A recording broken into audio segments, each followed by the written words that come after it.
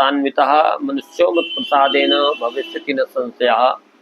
सर्वमंगल मांगल्ये शिवे सर्वार्थ साधिके शरण्ये त्र्यंबके गौरी नारायणी नमोस्तुते। हमारे सनातन संस्कृति में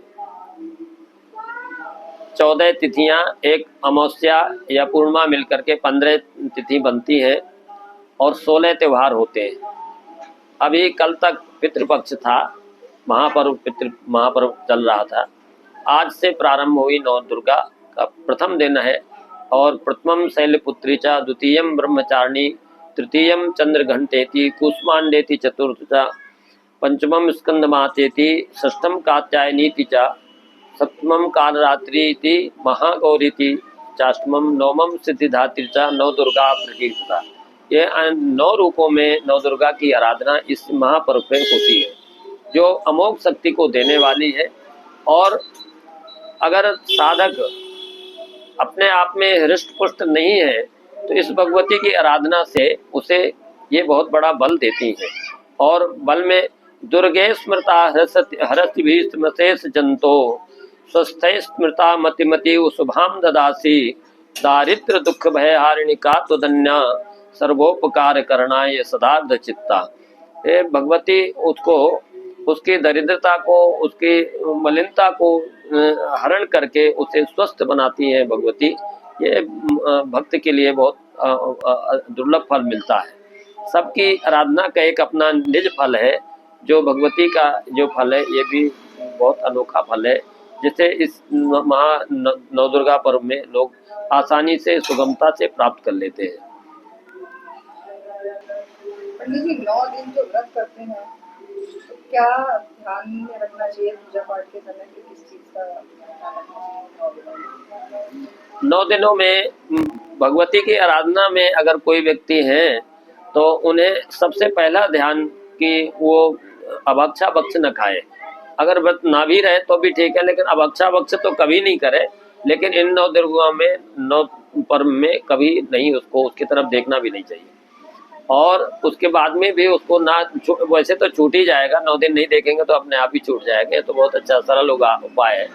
लेकिन इसके बाद अगर व्रत की दिशा में जाएंगे तो व्रत की दिशा ये है कि सर्वप्रथम जो व्रत का श्रेणी है वो निर्जला व्रत रहे। अगर वो नहीं रह सकते हैं, उनका स्वास्थ्य वो नहीं अलाउ करता है, तो फल खा करके रह जाए। अगर वो भी उसको सुगम नहीं लग रहा है तो एक बार अन्न का भोजन करके अपने हाथ से स्वयं भोजन बनावे और भूमि में शयन करके भगवती माँ की आराधना करे। इसमें अधिक से अधिक मार्कंडेय पुराण का जो पाठ है दुर्गा सप्तशती नाम से, तो इसको पाठ करें और नित्य प्रति व्रत रहें और असत्य भाषण ना करें। इन 9 दिनों में ऐसी शक्ति आ जाएगी कि उनसे कभी असत्य भाषण नहीं होगा और अभक्षा भक्ष भी कभी वो नहीं खाएंगे। ऐसी दिव्य शक्ति वो प्रदान करें। हमारे आपके जीवन में सात्विक मार्ग, सत्य का पथ और सत्य के लिए जीवन और भगवत की प्राप्ति, ये प्रत्येक मनुष्य का ये वो है, जीवन का लक्ष्य है। लेकिन सब अपने अपने लक्ष्य को अपने तरीके से बना लिया है। इन नवरात्रों का क्या महत्व है? शारदीय नवरात्रि में इस बीच में भगवती ने समस्त भूमंडल में जो दैत्यों से हुए अत्याचार का था, तो उस अत्याचार को भगवती ने इन नवरात्रि में वो करके भक्त को उनके भक्त पर कृपा की है। ये विशेष नवरात्रि का महत्व है। और नवरात्रि में अपने अपने दृष्टि से बहुत महत्व है। सब चीज बिना किसी महत्व के नहीं है कोई भी चीज़।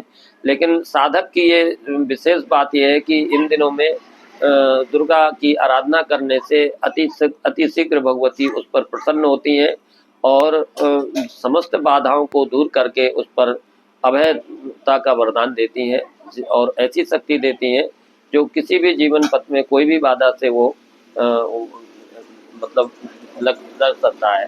तो इस प्रकार की ऐसी दिव्य शक्ति उनको प्राप्त होती है इस नवरात्रि से।